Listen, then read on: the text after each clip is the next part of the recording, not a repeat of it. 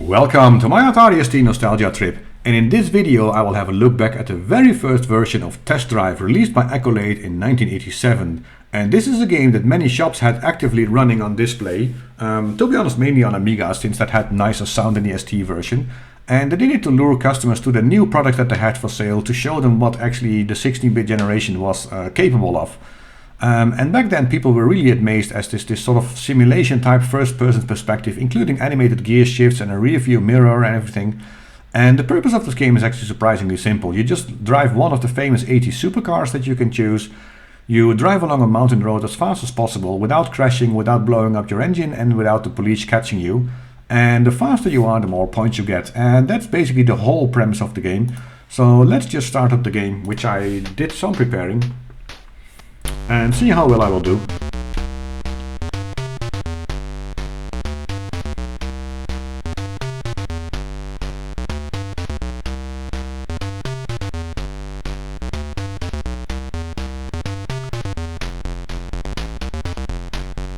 Yeah, and this intro is really simple, yet it's actually very effective, so I would have to say well done, Accolade. The game introduces itself quite nicely. Even when, yeah, the music is not that good. Sound effects also not. And to be fair, I think that's also where the ST version of this game falls a bit short. It really is in the sound effects, because they get on your nerves after a while.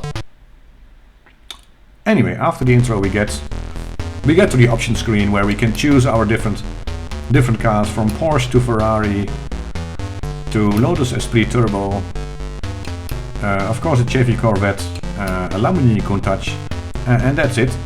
And for every car some nice statistics are given for the car enthusiasts of the time.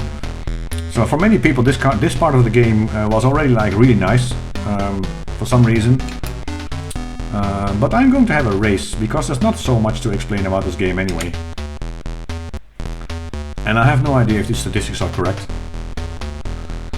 Yeah, with every car you choose, you see the guy driving off, which was sort of a signature effect of this game that people really liked. Yeah, without the nice engine noise in the ST version, alas. Yeah, and I liked how this game came on 2 floppies, but if you had 2 floppy drives, you could just put this 2 in drive B, and it would just continue loading. It would not ask you to swap disks, so that's nice.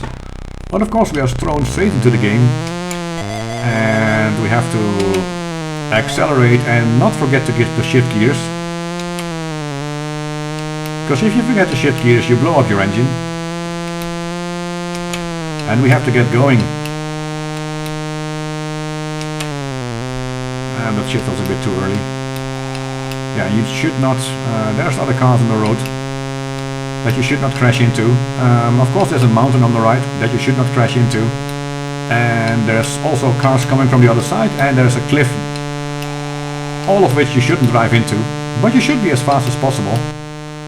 And if you actually let go of the accelerator, the engine noise gets a bit more quiet, which is a welcome feature in the game. And my radar detector is going. So I've been detected by police. I never slow down for these.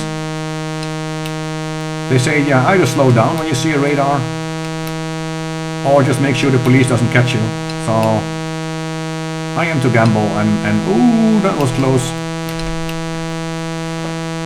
Yeah, and that I will say the engine noise is really annoying. Ooh, I almost ran into that truck.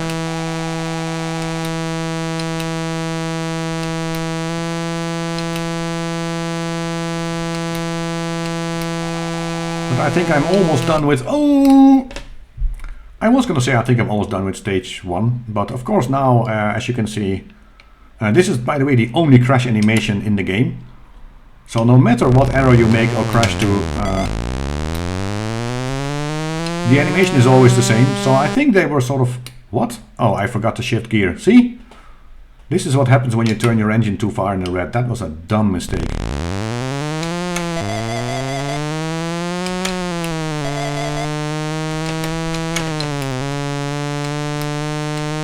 So don't shift up too late.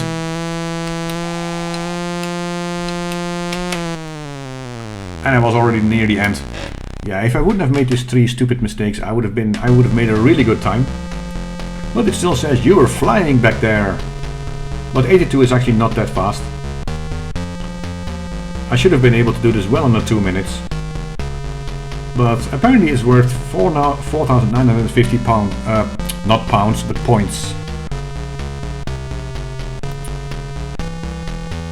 Yeah, and as we said, you get this remark. The slower you get, the remark in the beginning is dependent on your speed.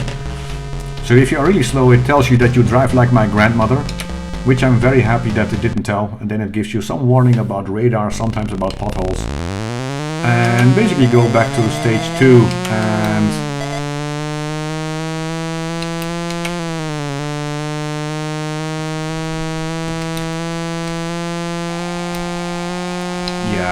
and I think there are 5 stages, and yeah, as you can tell, the engine noise is just really annoying.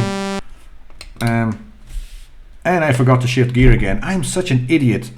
But actually I'm going to press Ctrl plus R to end this game. It basically restarts your game, which also means I can't get into the high score table because I didn't finish my game. But I want to choose a different car. And I think your game over, you either run out of time, but I'm not entirely sure, or just when you crash too often. I really can't remember. But yeah, the crashes in this game are a bit underwhelming, I guess.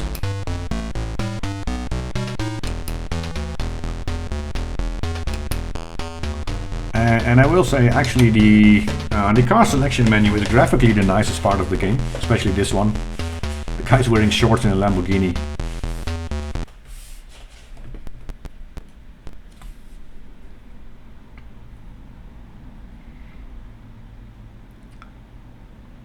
But yeah, the gameplay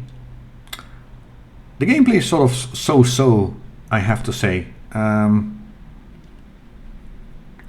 And apparently now it takes quite a while to load the game. And this is the inside. You can see that the Lambo looks very different inside. Yeah, it doesn't look as refined as the Ferrari. It looks more like it was built in a shed.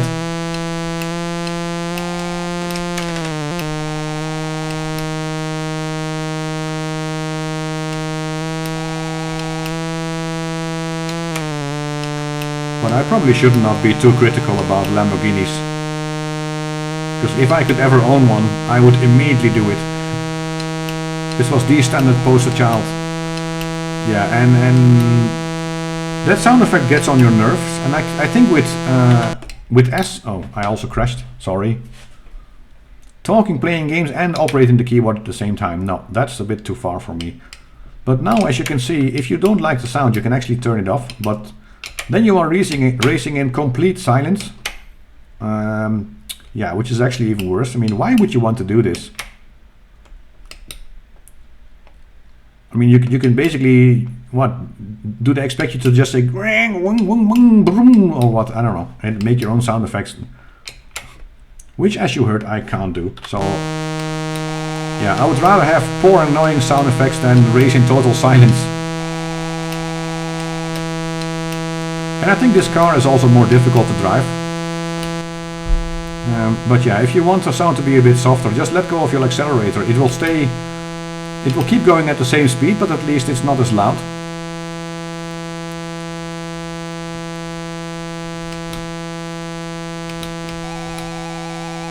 Yeah, and if you want to have your gear shift, you can press actually D. So your gear shift is constantly on screen, instead of only when you go, only when you shift it.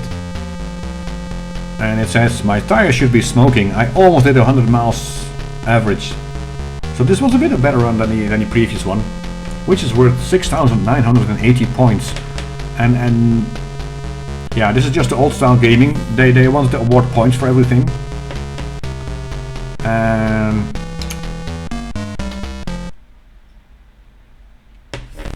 yeah, you go into stage 2, and I will say, yeah, there's another option in the game you can enable, but which I'm not going to do. My gear shifting by default is,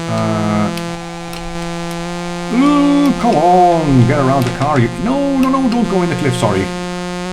The handling of this Lambo is a bit more sluggish than the Testarossa, so it's a bit more difficult to get around stuff sometimes. But as I was saying, the gear shift by default is sequential, so only up and down. You can also enable an option where you have to sort of simulate the actual gear shifts pattern with your joystick, just like you could do in Turbo Cup that came a year later than this one. Oh, I almost drove down the cliff. Oh, this car is so sluggish. Man, the handling of this Lamborghini is just horrible. But I have never tried it, and I'm also not going to try it today. I don't know if anyone has experience with that option. I think, yeah, I'm sliding around like crazy, so I was sliding against the mountain and I crashed. And I said, I don't know if there's a maximum time you can crash, or it's just the amount of time you lose, and if you're not in time, it's just game over. I'm going to attempt to finish this stage before I...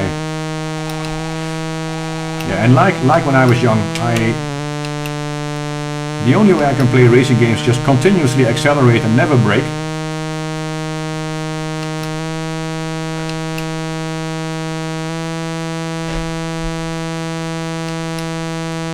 Yeah, and so how does it feel playing it at this point? Well, the sound effect is getting really on my nerves. Oh, I'm sliding around like crazy.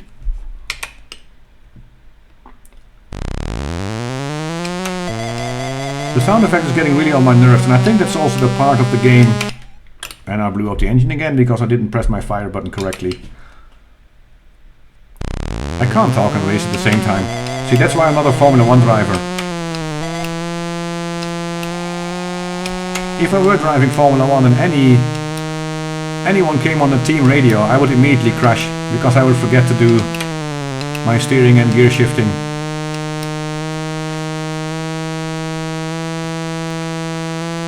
But yeah, I think back in the day, the sound effect was actually the thing that really put me off from playing this game more often.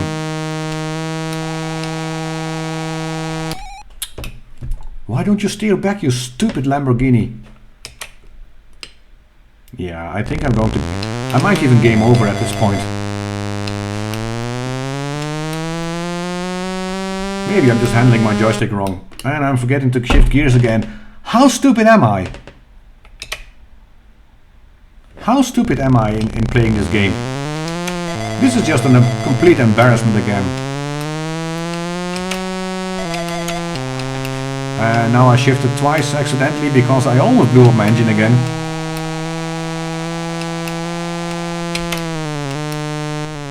At least there was some tire squeal. But I don't think I will get a good score in this stage. Still learning to shift, aren't you? Well, yes, actually. That's a good point he's making. At least he didn't... yeah, I'm gonna pause the game. I don't think... actually, I'm going to restart the game. I don't think I want to do any more stages, because I am actually being put off a little bit by exactly the same thing that put me off when I was young, which is the really annoying sound effects and also somewhat unresponsive controls. It's I don't know. You really have to yeah, push down your fire button for quite long or something. It looks like it doesn't really change that fast or something. I don't know. There's something off in the controls which I don't like in the game. So I'm not going to play anymore. It's yeah, I don't know. It's the legendary test drive, which turns out to be quite boring nowadays, to be honest, and also a bit annoying. And to be honest, this is a type of game I really appreciate for what it was back then, but it really didn't age well in my opinion. They were very ambitious making this game, but you can really tell they just couldn't make the game do what they really wanted it to do. And you can see it especially in the crash animation. It's just very rudimentary and simple, like they couldn't add it anymore or something. To be honest, I still enjoyed looking back at the game, but it is more for nostalgia's sake than for actual gaming action. So, should you have a go at this game? Absolutely yes. If anything, do it just for this 80s supercar nostalgia, which was a sort of special thing back in the day. And also to experience the frame rates we had to cope with when we were kids, because the frame rate really wasn't that high in that game. That made it feel even more sluggish.